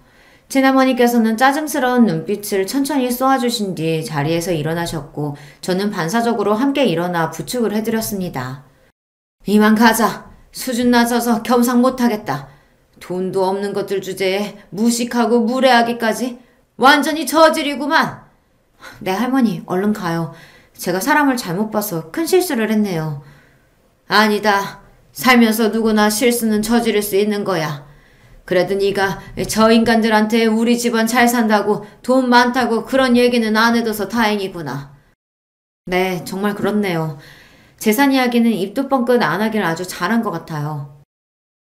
친할머니와 저는 그때 쿵짝이 잘 맞았습니다. 만담을 나누며 상견례장을 빠져나갔고 마지막으로 예비 신랑을 향해서 연락하면 주변에다가 네 가족들 수준이 어떤지 이야기 다 퍼뜨릴 거라는 그런 소리를 남겨주었네요. 간신히 정신 차리고 일어났던 예비 신랑은 제 말을 듣고서 다시 털썩 주저앉았고요. 예비 시부의 넋이 나간 모습, 경악에 질린 예비 시누이들, 그리고 충격에 빠져있는 예비 시모의 얼굴까지 꽤 볼만하다는 생각으로 저는 제법 마음이 개운해져 친할머니와 걸음을 옮길 수 있었답니다. 사랑해서 결혼까지 그렸던 남자였건만 이렇게 한순간에 미련 하나 없이 말끔히 정까지 떨어질 수 있는 건지 스스로 신기했고 허무하기도 했던 것 같아요. 당연히 그 남자는 저에게 따로 찾아와 사죄를 했고 매달렸고 울고불고 난리를 쳤습니다. 그러나 저는 단호하게 거절했고 속이 시원했네요. 친할머니의 200억 재산 발언은 허풍이 담기지 않은 진심이었고요. 또한 저에게 당신의 재산을 물려주실 작정 또한 진짜로 하고 계신 것이었습니다. 재산을 노리는 하이에나들도 설마하니 그 재산이 미리 저에게 물려질 것이라고는 예상할 수 없었던 영역이었기에 바로 그 점을 친할머니께서 노리셨어요. 그래서 저는 진작에 재산을 상당수 받았으나 그 사실을 아무도 몰랐습니다. 외할머니께서는 돌아가셨으나 친할머니께서는 지금까지도 꽤 정정한 모습으로 잘 계시답니다. 저는 그때 이후로 새로운 인연을 만나서 너무 행복하게 잘 살고 있는 중이고요. 의도한 건 아니었으나 집안이 유복한 사람을 만났는데요. 생각도 깊고 매사에 여유로운 사람이랍니다. 친할머니께서도 무척 흡족해 하셨어요. 저희 엄마도 건강하게 잘 지내고 계세요. 제가 친할머니의 동의를 받고서 지어드린 멋진 전원주택에서 편안한 일상을 보내시느라 얼굴에는 늘 잔잔한 미소를 짓고 계신답니다. 안녕하세요. 저는 40 초반인 여성입니다. 지금 서울에서 살고 있고요. 여기 다른 많은 분들의 사연과는 다르게 저는 시댁가족들과 있었던 일은 아니고 남편의 동창과 엮었던 일이 있어서 한번 보내봅니다. 일단 저는 사법고시 출신의 변호사입니다. 사법고시라니 참 오래전에 폐지된 이름이죠.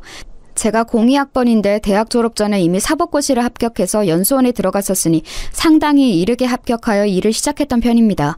덕분에 연수원에서든 동기들 중에서든 거의 막내에 가까웠어요. 물론 최연소 합격자는 아니었습니다. 저보다 더 어린 친구가 둘 있었거든요. 제가 대학을 좀 오래 휴학하고서 사법고시를 준비했던 것도 있고 해서요. 아무튼 꽤 어린 시절에 이미 일을 시작했던 터라 법조계 쪽에서 잔뼈가 굵은 변호사입니다. 물론 제가 변호사로 일을 시작한 것은 아니었고요. 연수원에서 판사 임용이 될 정도의 성적은 안 나왔던지라 검사로 임용이 되었습니다. 판사는 아시겠지만 연수원에서 탑티어들이 가는 곳이라서 저는 검사로 지망했었죠. 무난하게 검사 임용으로 일을 시작해서 경력을 쌓고 나서 변호사로 개업을 하게 되었습니다. 물론 검사로 일을 상당히 오랜 기간 한 편이었어요. 지금부터 말씀드릴 사연은 제가 30 중반 시절 있었던 일입니다. 당시 저는 꽤 오래 검사 일을 하다가 나와서 변호사를 막 개업했던 시절이었죠. 저는 검사로 일하던 30살 때 결혼해서 남편이 있었습니다. 남편은 법조계 사람은 아니었고요. 일을 하다가 만났던 회계사였습니다. 사건에 좀 억울하게 휘말릴 뻔했는데 제가 사건 처리를 하면서 아닌 것을 밝혀주어서 남편이 고마워했고 저한테 따로 연락을 하다가 사귀게 되었고 그러다가 결혼까지 하게 되었었죠. 일단 남편이 어떤 사람인지부터 말씀드려야겠네요. 남편은 무척 순한 사람입니다. 회계사답게 꼼꼼하고 원칙주의자인데다가 사람이 꽉 막힌 데가 있어서 답답할 정도이기도 한데요.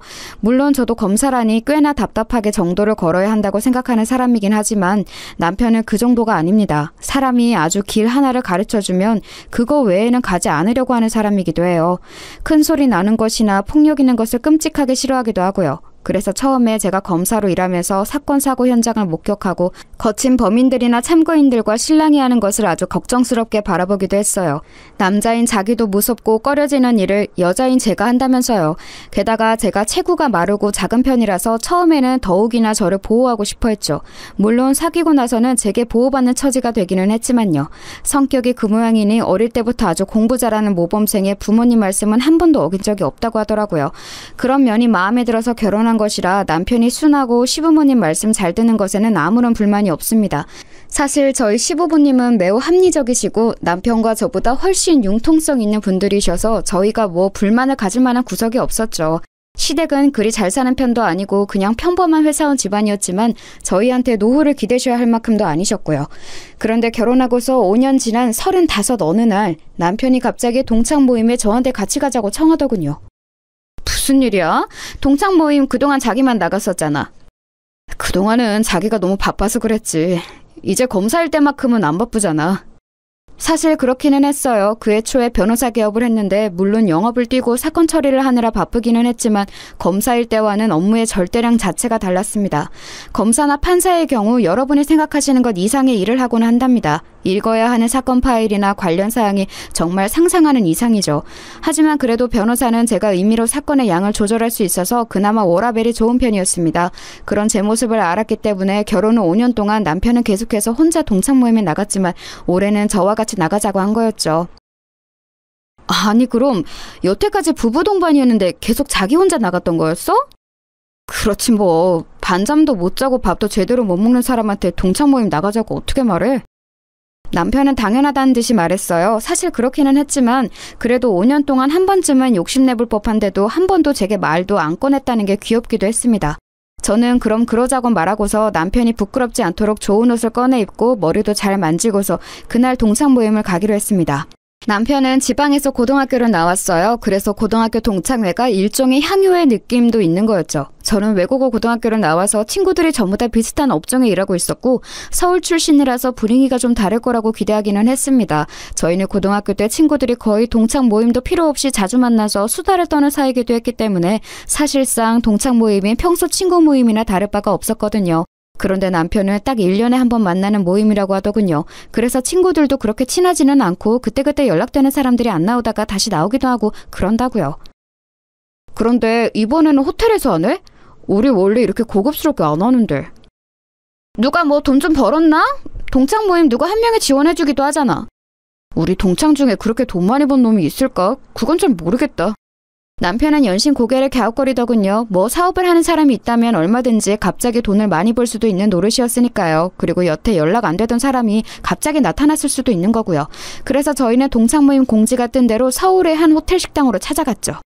나름대로 큰 홀을 빌렸더군요. 호텔이라고는 하는데 그렇다고 정말 5성급 으리으리한 곳은 아니었고요. 그냥 적당한 곳이었지만 분명히 이 정도 인원의 모임을 하려면 돈이 많이 들었을 것임은 확실했죠.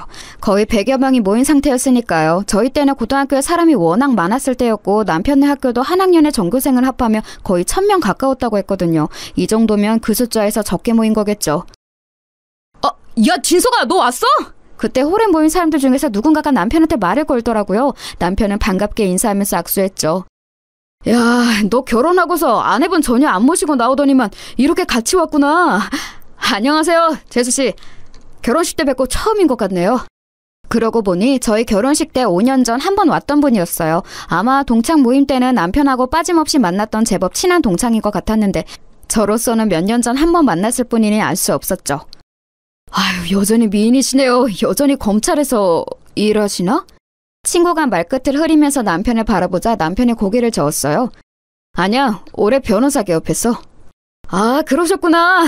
앞으로 잘 부탁드립니다. 저도 혹시 신세질 일이 있을지 모르니까. 친구는 너털 웃음을 지으면서 저한테 명함을 건넸고 저도 명함을 줬습니다. 남편 친구라고 해서 딱히 잘 봐줄 생각은 없었지만 어쨌든 의뢰인이 될지도 모르는 사람이니까요. 저는 그 친구가 가고 나서 남편의 옆구리를 찔렀죠.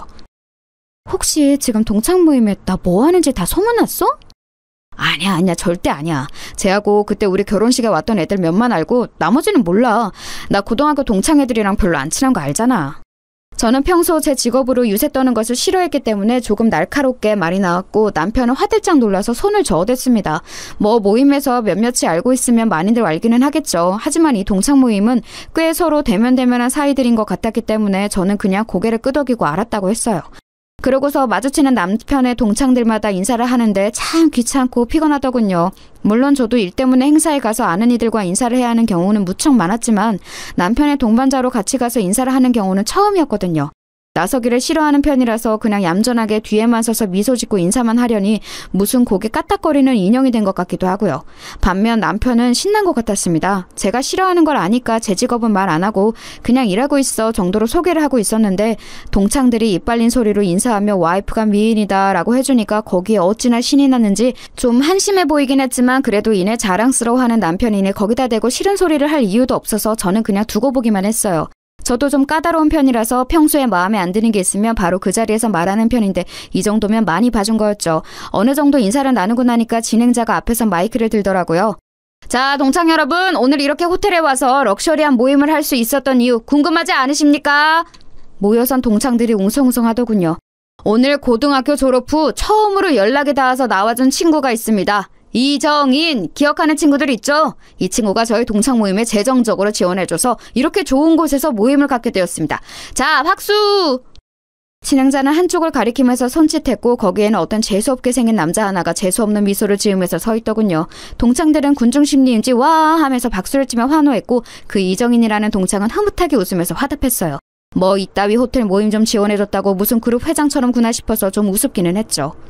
어찌나 기름기가 더럭더럭 끼었던지 살을 비트며 산유국처럼 기름이 샘솟을 것 같은 인상이더군요. 그런데 제가 검사 생활을 오래 하면서 몇 가지 발달한 게 있었죠. 관상보기와 촉, 관찰력, 그리고 기억력. 저는 그 4가지가 전부 자극되는 게 느껴져서 그 남자 얼굴을 자세히 살펴봤어요. 어디선가 많이 본 저 재수없는 상판. 그런데 제가 기억하는 그놈 얼굴은 저렇게까지 당당하고 느긋한 얼굴은 아니었죠.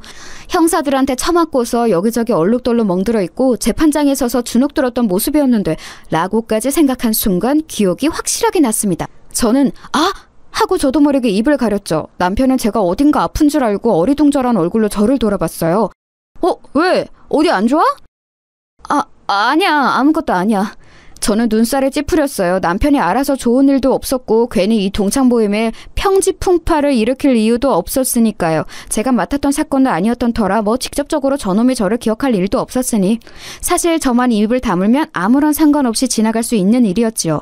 사실 아예 저 이정인이라는 인간은 아예 저를 알 수가 없었어요. 저도 옆 동료가 사건 맡아서 처리하는 걸 보면서 구경하다가 알게 된 거라서요. 그래서 그냥 좋은 게 좋은 거라고 멀찍이서 보고만 있었죠. 남편도 이상하게 그 이정원이라는 인간한테서는 멀찍이 떨어지려는 게 느껴지더라고요.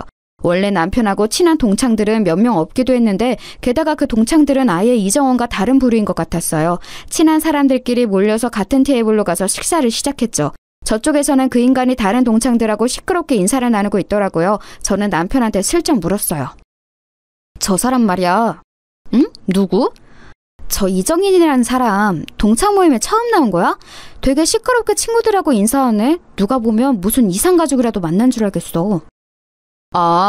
응, 맞아. 처음 나왔어. 그동안 연락이 아예 안 됐더라고. 동창 회장이 계속 어지간한 애들은 다 전화 돌리고 그랬는데 전혀 뭐가 없었대. 그리고 사실 동창 회장이 쟤한테는 열심히 연락을 안 한 것 같기는 했지만. 남편이 말꼬리를 흐려서 저는 얼른 그 말꼬리를 잡아챘습니다. 왜 열심히 연락 안 했대? 그게 제가 좀 고등학교 때 행실이 안 좋았거든. 일진 같은 거였나? 뭐 그거 비슷한. 박건산이 또 이런다. 제가 사건 경위라도 알아내려는 것처럼 막 코치코치 캐물으니 남편이 웃으면서 고개를 절레절레 흔들더라고요. 조금 머쓱한 기분이 되기는 했죠. 그런데 그래도 남편의 얼굴이 어딘가 아까부터 별로 안 좋아 보여서 계속 물어봐야 했어요. 자기하고도 무슨 일이 있었던 거야? 별로 기분 안 좋아 보여. 아니 뭐 별건 아니고. 남편은 망설이면서 말을 돌렸고 곁에 있던 친구들도 뭔가 이상한 걸 알아챘는지 저한테 웃으면서 다른 화제로 이야기를 했습니다. 동창생들이 모여있는 곳에서 굳이 옛날 험한 이야기를 꺼내는 건 그리 좋지 않을 것 같아서 저도 일단 그 화제에 응해주기는 했었죠. 그런데 사실 고등학교 때 저런 인간이 친구로 있었다면 솔직히 뻔하긴 하잖아요. 머릿속에서는 이미 여러 가지 상상이 돌고 있었죠. 저런 인간은 대부분 저희 남편처럼 얌전한 친구한테 빵 셔틀이나 가방 셔틀이나 이런 거 시켰을 거고 저희 남편만 그랬던 건 아닐 거고요. 남편이 특별히 트라우마가 있어 보이지는 않고 그냥 기분만 조금 저조해 보일 뿐 친구들도 분위기가 그렇게까지 나쁘지는 않아서 저는 그냥 그 정도였나 보다 생각했어요. 그때 그 이정원이라는 인간하고 이야기를 나누던 남편 친구 한 명이 저희 쪽으로 왔죠. 야, 쟤 요새 사업 좀 크게 하나 본데? 사업? 무슨 사업을 그렇게 한대? 무슨 중견기업 회장님하고 같이 밥도 먹고 하는데 그 회장님이 자기를 너무 좋게 봐서 지금 인맥 쌓아가고 있는 중이라고 막 그러더라고. 와, 그래? 그리고 무슨 국회의원도 자기 굉장히 높게 평가한다고. 아유, 저 새끼 고등학교 때도 그랬지만 입은 잘 털더라. 그 친구는 시끄러웠다면서 귀를 터는 동작을 했지만 부러워하는 모습이었어요. 사실 중견기업이나 국회의원을 끼고서 사업을 시작한다면 꽤 크게 될 확률이 높았죠. 지금도 상당히 돈을 많이 번 모양인데 그게 진짜일지 아닐지는 두고 봐야 알 일이었어요. 저는 검사로 오랜 기간 일하면서 정말 별의별 꼴을 다 봤기 때문에 모든 것을 액면 그대로 볼 수가 없었죠. 게다가 저런 인간은 제가 검사로 있으면서 동료 사건에서 봤던 그 얼굴이라 도저히 좋게 볼 수 없는 건 너무 당연했습니다. 동창회는 동창들과 그 배우자들로 아주 성황이었죠. 저는 홀이 좀 답답해서 바람 좀 쐬고 오겠다고 하고서 로비로 나갔어요. 로비도 그리 넓지는 않았지만 그래도 사람이 적어서 조금 덜 답답했거든요. 호텔 로비 소파에 앉아서 잠깐 쉬고 있는데 그 사이에 담배라도 피러 나갔다 온 건지 그 이정인이라는 놈이 다른 남자 하나와 시끄럽게 떠들면서 들어오더군요. 저는 그냥 모른 척하고 앉아서 핸드폰만 들여다보고 있었어요. 그런데 그 놈이 자기 옆에 있는 남자하고 뭔가 이야기하고서 그 남자를 먼저 들여보내더니 제 쪽으로 오는 거예요. 안녕하세요. 네? 저는 좀 의아해서 그 남자를 쳐다봤어요. 이정인이 제 얼굴을 알 리가 없었거든요. 그런데 그 놈은 제 옆에 있는 소파에 와서 앉더니 씩 웃으면서 제 얼굴을 자세히 들여다보더군요. 솔직히 약간 소름 돋았어요. 그 질 나쁜 사내놈들 특유의 징그러운 눈빛 있잖아요. 흑심 품은 게 뻔히 다 들여다 보이는. 소파도 많은 로비에서 굳이 제 바로 옆에 소파에 앉아서 얼굴을 들이미는데 심지어 담배 냄새가 역해서 견딜 수가 없더군요. 뭐죠? 아, 차가우시네. 미인이라 말 좀 걸어볼까 했더니 순간 저는 정말 이게 미친놈인가 했어요. 슬금슬금 제 손까지 잡으려고 들더군요. 그래서 손을 빼내고서 빤히 그놈을 노려봤더니 머쓱한 채 희죽희죽 웃기만 하더라고요. 아니, 이 로비에 가득한 남자들은 대부분 같은 고등학교 동창생이 당연하고 여자들은 대부분이 그 남자들과 같이 온 배우자나 파트너들인데 그런 여자한테 대놓고 성추행이라도 할 것처럼 덤비다니 너무 징그럽잖아요. 지금 뭐 하시는 거죠? 남자친구하고 왔어요? 아님 혼자? 저기 동창 모임에 내 남편이 있어요. 아, 그래요? 나하고 그냥 좀 잠깐 커피나 한잔 마실래요? 내가 별거 아닌 것 같아 보일지 몰라도 돈은 좀 있는 놈인데. 뻐기는 얼굴 꼬라지가 우습게 짝이 없더군요. 검사로 일하면서 사건 관련으로 돈 많다고 쟤는 놈을 얼마나 많이 봤는데 그까지 지금 사업 좀 한다고 어깨에 힘주는 게 얼마나 우스워 보였겠어요. 그리고 그놈이 무슨 짓으로 돈을 벌었는지 잘 아는데요. 빤히 보다가 픽 웃으면서 고개를 돌렸더니 나름 자존심이 상했는지 얼굴이 일그러져서 물러나더군요. 그 다음에는 별말 안 하고 곧장 일어나서 다시 홀로 들어가는 꼬라지를 보자니 정말 근성도 없고 있는 건 그저 더러운 짓 할 줄 아는 더러운 성격밖에 없구나 싶었습니다. 사실 그때 동료 검사가 처리하던 사건이 아주 별로인 건이었거든요. 제가 한 20 후반쯤이었을 겁니다. 결혼 직전이었던 것으로 기억하는데 당시 저한테 좀 버거운 건이 떨어졌어요. 어느 중견기업 회장님이 얽혔던 사건이었는데 그때 제가 좀 적극적으로 처리를 하면서 잘 마무리가 되었거든요. 누명도 벗으시고 그 사건이 워낙 힘들었던 터라 제가 좀 쉬겠다고 선배한테 막 땡강을 부리고서 막무가내로 쉬었던 적이 며칠 있었어요. 그런데 며칠 쉬는 것도 쉬어본 사람이 잘 늘지 이상하게 좀이 쑤시더라고요. 그래서 동기였던 동료 검사한테 가서 옆에서 사건 처리하는 것을 도와줬었죠. 사건 파일들도 막 읽어보고요. 근데 그때 동료 검사가 처리하고 있던 게 저 인간이 얽힌 사건이었습니다. 조폭 출신인데 뭐 대단한 조직도 아니었어요. 대가리는 당연히 따로 있어서 거기에 대한 수사가 중점적으로 이루어졌는데 잡힌 건 정작 잔챙이들이었던 거였죠. 이정인 저 인간이 그중에서도 아주 지저분하고 질이 나빴어요. 성매매 업소 운영을 하면서 심지어 그 불법 업소에서 손님으로 온 남자들 등까지 처먹으면서 사기로 돈을 2배씩 벌던 놈이었죠. 업소에 손님을 받겠다고 약속받아 불러내고서는 미성년자를 내놔서 그걸로 손님한테 협박을 하든가 아니면 아가씨 없이 그냥 빈 오피스텔로 불러들여서 몇 대 패고서 돈만 갈취하고 돌려보낸다든가 심지어 업소 아가씨들은 일을 2배로 뛰게 하면서 정작 돈은 조금도 주지 않고 오히려 빚만 집어서 흉한 일도 일어나고 했던 그런 인간이었어요. 사실 뭐 성매매 업소만 운영하는 조폭 정도면 그래도 흔한 편인데 저렇게 손님 등까지 처먹는 인간은 그 중에서도 악질인 편이라서 신기할 정도였죠. 사진을 보는데 동료 검사가 그러더라고요. 야, 얘 봐라. 그런 짓 하게 생기지 않았냐? 동료 검사는 당시 일이 많아서 거의 죽어가는 것처럼 생기가 사라지고 있었는데도 그 소리를 들으니까 너무 웃기더라고요. 아니 근데 정말 그런 짓 하게 생긴 놈이기는 했어요. 왜 문신 잔뜩 있고 기름기 엄청 많은 타입 있잖아요. 쟤는 진짜 잔잔바리로 지저분한 짓은 혼자 다 했더라. 일순월이 시장에서 하면서 돈 못 갚은 사람들 괴롭히고 다니는 잔챙이 짓도 지가 하고 무슨 노래방 도우미들 수급하는 짓도 지가 하고 도우미들하고 놀던 남자들 사진 찍어서 협박도 하고 하여간 상상할 수 있는 모든 등신 같은 짓을 지가 혼자 다 하고 다녔어. 돈 욕심이 많은지 그러고서 돈은 지가 다 먹어서 밑에 해바리들이 제일 싫어 죽으려고 하더라. 형님 취급도 안 하고 싶어해. 동기 검사가 하는 말마다 웃기더라고요. 아니 조직 폭력배로 살아온 인생들이 얼마나 하급인지 누구보다 잘 아는 게 저희 검사들일 거예요.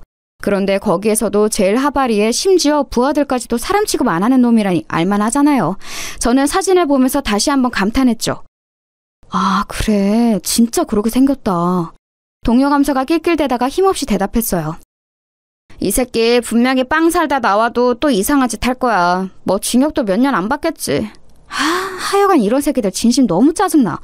신분 세탁하고서 잘 먹고 잘 살려고 얼마나 노력하겠냐? 신분 세탁 걸리기만 해봐. 아주 조사 버릴 테니까. 그때 동료 검사하고 저하고 웃으면서 수다 떠는 게 기억납니다. 그러니까 이정원 요놈 새끼가 그때 우리가 말하던 신분 세탁하고서 잘 먹고 잘 살려고 죽을 둥 살 둥 노력하는 그 짓을 하고 있다는 거였어요. 솔직히 배알이 뒤틀리더라고요. 사업은 신뢰가 중요한데 분명히 그 중견기업 회장이나 국회의원이 누구더라도 저놈이 저질 조직폭력배 출신이라는 걸 알면 엄마 뜨거라 하고 천리만께 도망갈 게 뻔한데 말이죠. 누구인지만 알면 제가 그쪽으로 말 전할 인맥은 얼마든지 있는데 하지만 뭐 거기까지 발을 들이고 싶은 생각은 없었어요. 일단 남편 동창 모임이 시끄러워지는 걸 바라지도 않았고 심지어 거기에 제가 엮이고 싶지는 않았어요. 이정원 그놈이 잡히거나 망하더라도 다른 일로 그래야 했죠.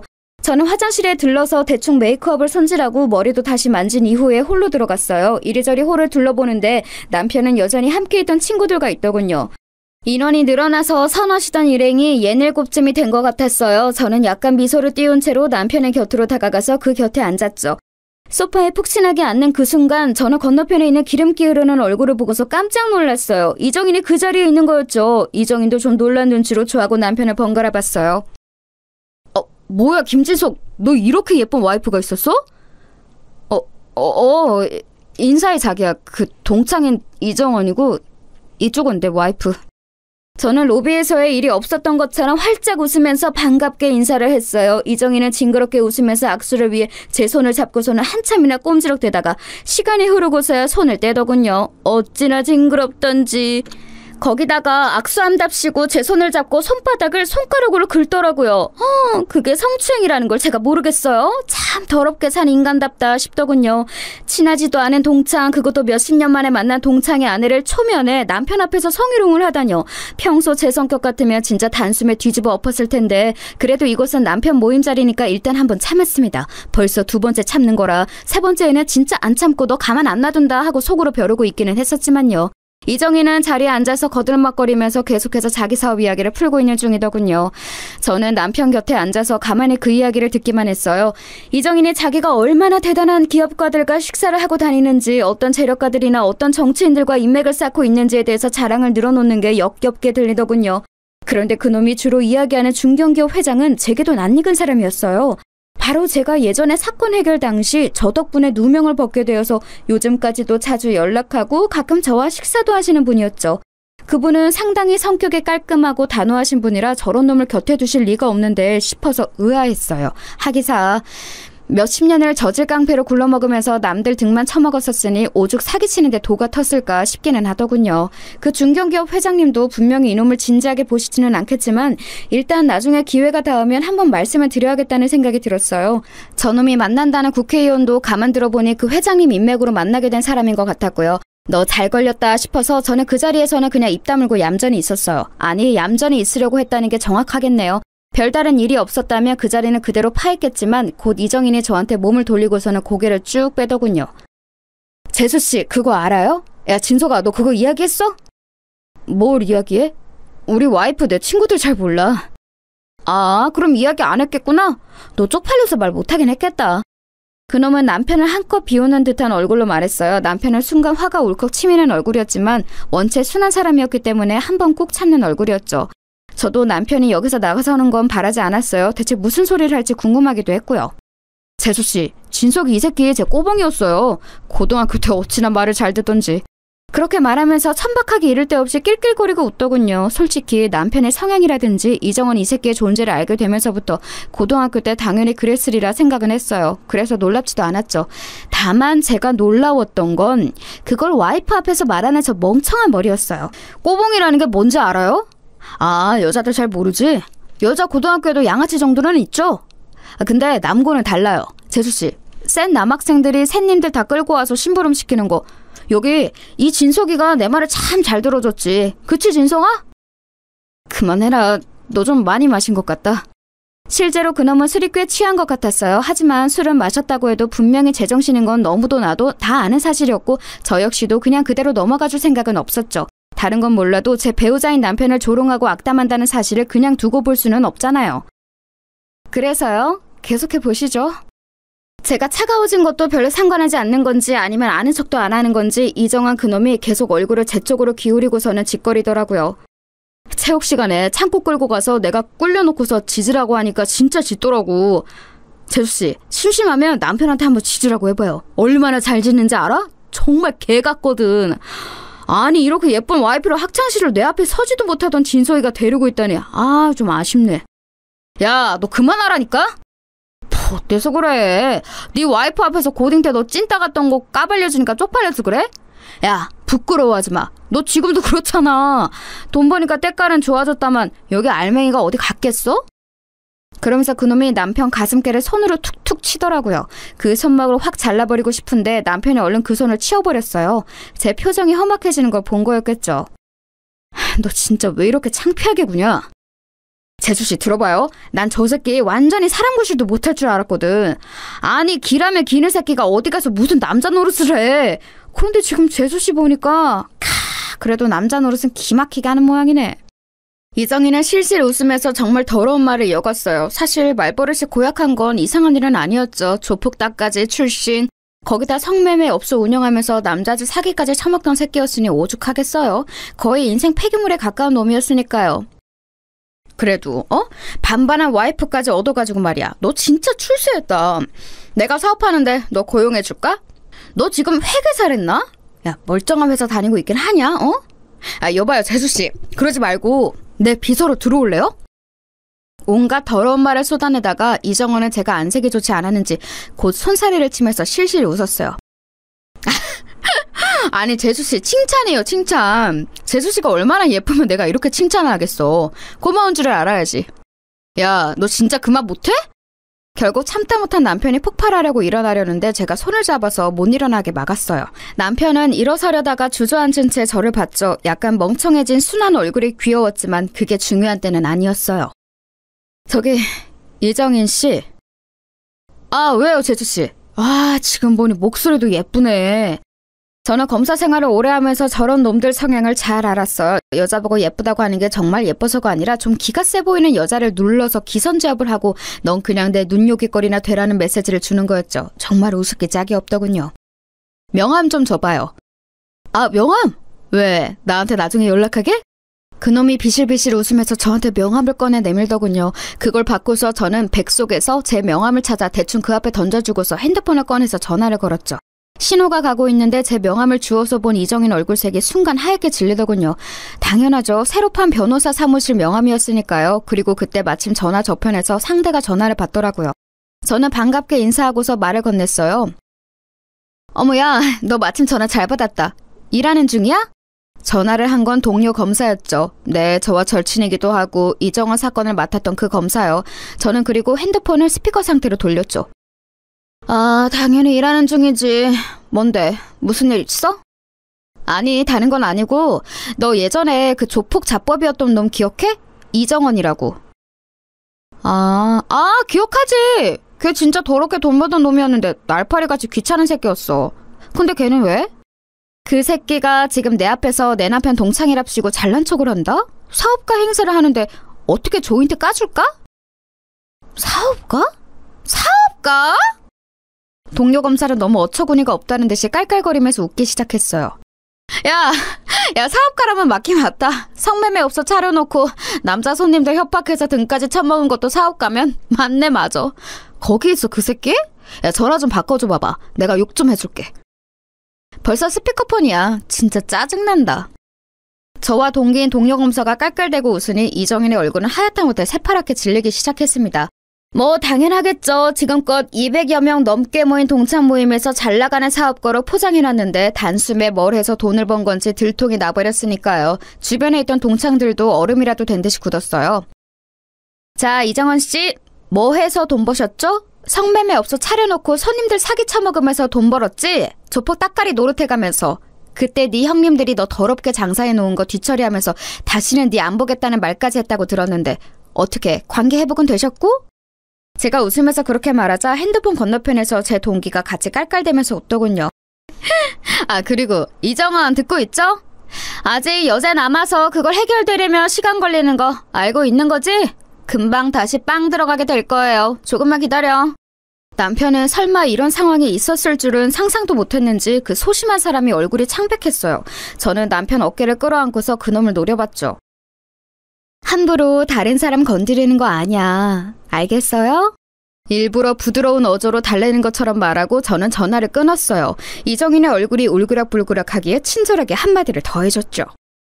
그 친하시다는 중견기업 회장님, 나하고 꽤 자주 만나는 분인데 당신 이야기 좀 해봐야겠어요.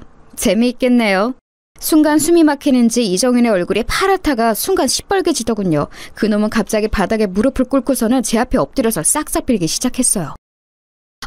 아닙니다, 재수씨. 그게 아니라... 누가 당신 재수씨야? 변호사라고 불러. 네네, 변호사님 죄송합니다. 정말 죄송합니다. 제가 진석이를 모욕하려던 게 아니라요. 그러니까...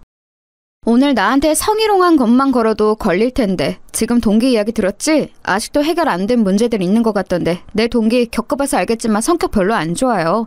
한 번 걸리면 안 놔주는 검사야. 그리고 이런 짓까지 하고 다니는 거 알았으니 더 안 놔주겠지? 재미있겠네.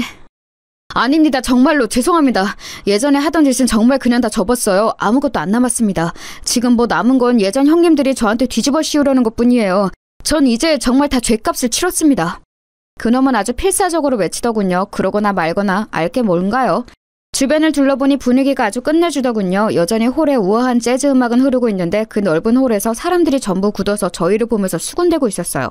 호텔의 서버와 직원들도 멀쩡한 척 움직이고는 있는데 시선이 전부 저희한테 와 있다는 게 당연히 노골적으로 느껴졌죠. 하지만 뭐 제가 잘못한 것도 아니고 범죄자 하나가 멀쩡한 사람들 노는 곳에 끼어들어와 깽판 놓으려다가 잘못 걸린 건데요 뭐. 주변이 다 멈춰서서 분위기가 어수선한데 사실 뭘 먹을 기분도 아니고 괜히 남편만 민망해질 것 같아서 저는 그냥 남편을 끌고 일어섰어요. 그럼 이정인 씨, 알아서 잘 수습하시고 저는 이만 저희 남편 데리고 가볼게요. 저는 짜증스러움을 그리 감추지도 않고 그놈한테 그렇게 말하고서 곧장 홀을 나왔어요. 남편은 멈칫거리면서도 제 뒤를 따라 나오더군요. 남편 주변에 있던 친구들도 입만 벌리고서 쳐다보느라 아무도 저희를 말리지 않았어요. 이정은 그놈만 어떻게든 저를 잡아보려고 했지만 제 심기를 거스를까봐 이도저도 못한 채로 무릎을 꿇고 있더라고요. 좀 짜증나면서도 웃기잖아요. 집에 오는 차 안에서 남편이 저한테 망설이는 목소리로 물어봤어요. 아니, 어떻게 된 거야? 자기가 어떻게 쟤를... 그리고 자기 동기가 어떻게... 저는 그래서 뭐 숨길 일도 아니니 대놓고 지난 사정을 남편한테 말했죠. 남편은 고개를 저으면서 막 웃더라고요. 사실 고등학교 다닐 때 남편은 그놈한테 꽤나 시달림을 당했다고 하더군요. 평범하고 소박한 집안에서 얌전한 모범생으로 컸던 남편은 고등학생이나 되어서 반 친구한테 괴롭힘을 당한다는 말을 차마 지배할 수가 없어서 그냥 고등학교 동안 그 괴롭힘을 묵묵히 견뎠다고 했어요. 담배를 피우는 놈이라서 담배빵도 당하고 담배 셔틀, 빵 셔틀 안 당한 게 없더라고요. 남편은 진짜 힘들었다고 하면서. 그런데 오늘도 자기를 괴롭히러 그놈이 또 온 줄 알았다고 했어요. 그게 맞기는 했을 거야. 저런 놈들 순하고 좋은 사람 냄새는 기막히게 맡아서 그런 사람만 집중적으로 괴롭히거든. 제 말에 남편은 좀 오싹한 듯한 표정을 했죠. 사실 저렇게 야비하고 비열한 잔챙이 놈들 특징이 평상시 성격 좋고 순한 사람들만 골라서 괴롭히는 거예요. 온순한 사람들은 곁에 있기 정말 좋은 이들이지만 동시에 이런 괴롭힘이 아주 약한 면도 있죠. 그래도 남편 곁에는 제가 있어서 참 다행이라는 생각이 들더라고요. 그런데 남편의 이야기를 듣고 보니 그냥 동창 모임에서 망신을 준 정도로는 제 분이 안 풀렸어요. 거의 왕따에 가깝게 몰고 학교폭력의 모든 종류의 괴롭힘을 다 당했던 것 같은데 그걸 그냥 두고 볼 수는 없지 않겠어요? 이정은 그놈도 아마 그래서 저한테 무릎까지 꿇었던 걸 거예요. 제가 그냥 이걸 뒤끝 없이 끝낼 리가 없다는 걸 본능적으로 알았던 거였겠죠. 다음날 저는 일단 알고 지내던 그 친한 중견기업 회장님께 전화를 걸었어요. 대뜸 그 이정은 이야기를 꺼냈더니 그 친구 알고 있다면서 말씀을 하시더라고요. 그래서 제가 그놈이 이러저러한 놈이고 과거에 제 동료 검사가 잡았던 조직폭력배 잔챙이 놈이라는 말씀까지 드렸어요. 그랬더니 회장님이 깜짝 놀라시더군요. 아니, 난 정말 건실한 사람인 줄 알았네. 자간 사업을 한다기에 한번 투자를 해볼까 하고 있었는데. 사기꾼의 조폭이에요. 절대 엮이시면 안 되는 놈이죠. 회장님은 알았다면서 몰랐으면 큰일 날 뻔했다고 한숨을 쉬셨어요. 왜 주변 사람들이 그런 사기꾼을 못 걸러냈나 했더니 이놈이 회장님이 골프를 치고서 그 이후 소박한 식당에서 술 한잔을 즐기신다는 걸 이용했더라고요. 골프 후에 조금 피곤도 하고 취기도 있는 상태에서 남모르는 식당 사람들과 한담 나누시기를 즐기시는데 그걸 이용해서 자기도 평범한 사업가인 양 골프를 치고 온 사람인 양 식당으로 가서 접근한 거였죠. 한참 회장님과 이야기를 나누다 보니 이놈이 아예 작정하고 접근했다는 사실을 알 수 있었어요. 식당에서 만나서 적당히 이야기 나누는 사이인 사업가를 주변 사람들이 그렇게 작정하고 신변을 알아보지는 않았겠죠. 당연히 그저 소박한 술 상대 정도로 생각하셨을 거고요. 회장님은 자기 인맥으로 소개해줬던 의원에게도 말을 전하겠다면서 전화를 끊었어요. 저는 거기에서 그치지 않고 동료 검사한테 다시 전화를 넣었죠. 법조계에 있는 사람들이 가지는 가장 큰 자산이 뭐냐고 물으신다면 저는 물론 다른 지식이나 경험도 있지만 무엇보다 인맥을 가장 먼저 꼽을 거예요. 그만큼 동기들은 서로의 일을 자기 일처럼 도와주거나 나서주고는 했었죠. 동료 검사한테 전화하니까 너무 반가워하더라고요. 그 새끼 지금 좀 이잡듯이 뒤지고 있다고 빵 다녀와서 대체 뭘 한 건지 사업가인 척 여기저기 많이 뿌려놓은 것 같다면서요. 동기가 맡고 있는 사건 중 그놈 관련한 게 있었는데 그것 때문에 형사님하고 어지간히 이야기를 많이 나누는 것 같았어요. 원래 좀 후순위로 밀릴 사건이었는데 저하고 나눈 통화 때문에 확 순위가 당겨진 거였죠. 그래서 일단 제가 파악한 회장님하고의 관계도 걔한테 알려주고 전화를 끊었죠. 며칠 뒤 남편이 머뭇거리면서 저한테 말하더라고요. 자기야 혹시 이정원 걔하고 관련해서 자기가 뭔가 한 거 있어? 아니 별다른 거 한 거 없는데 왜? 아니 그 녀석이 갑자기 나한테 전화를 해서 네 와이프 뭐하고 다니는 거냐고 소리를 지르길래. 아하 소리를 질렀어? 간이 배 밖에 나왔네. 그때쯤에는 슬슬 진짜로 열이 받더라고요. 저한테는 대놓고 건방지게 못 굴면서 순하디 순한 남편한테만 전화해서 소리를 질렀다 이거였죠. 게다가 무슨 지네 형님들이 어쩌고 이래가지고 걔 조폭이었다며. 혹시 자기 위험할까봐 걱정되어서. 남편이 걱정스럽게 말했어요. 저는 그 말에 빵 갔다가 나와서 요놈이 다시 그 조폭에 붙었구나 싶더라고요. 조직 폭력배들이라도 언제나 일 처리해줄 잔챙이들은 필요한 법이라서 쓰고 버릴 용도로 데리고 있는 애들이 있거든요.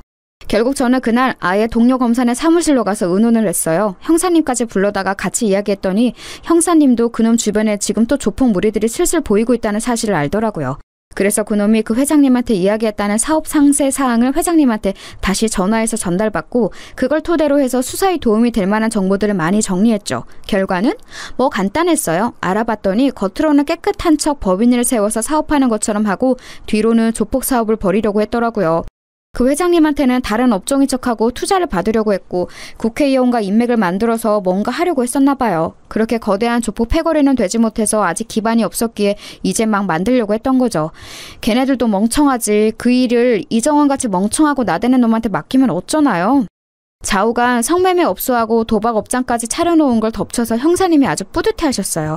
동료 검사 역시도 신나게 사건 처리를 해서 엄청 세게 구형했고 재판부에서도 인정해 주었죠. 일이 진행되는 동안 남편은 엄청나게 불안해했어요. 사실 그동안 제가 검사 일을 하면서 거친 범죄자들하고 마주하는 경우가 많아서 남편이 힘들어했는데 변호사 개업하면서 그런 일은 없겠거니 했거든요. 하지만 또 이런 일이 생기니 남편이 많이 마음고생을 했죠. 그래도 나름 속전속결로 일이 끝났고 결국 그 잘난 척하던 이정원 씨는 사업가인 척하던 일을 접고서 다시 빵에 들어가야 했어요. 덩달아 같이 엮인 조폭 형님들까지도 굴비 두릅처럼 같이 엮어 잡혀서 들어가게 되었죠. 일부러 동료 검사와 형사님이 같이 이 모든 일의 시초가 이정원이라는 사실을 그 조폭 패거리들한테 흘려서 아마 감옥에서 나와도 제가 아니라 그 형님들을 걱정해야 할 거였어요. 그런데 사실 이 일의 시작이 이정원이었던 건 맞죠.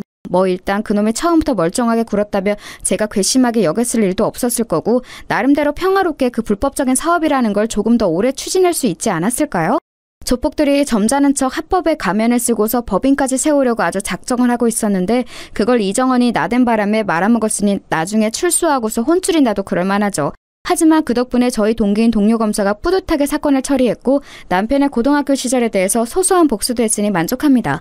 소소하다고 하기에는 꽤 큰 복수가 되기는 했지만요. 제 사연은 여기까지입니다. 들으실 때 작게라도 즐거움이 되셨다면 좋겠어요.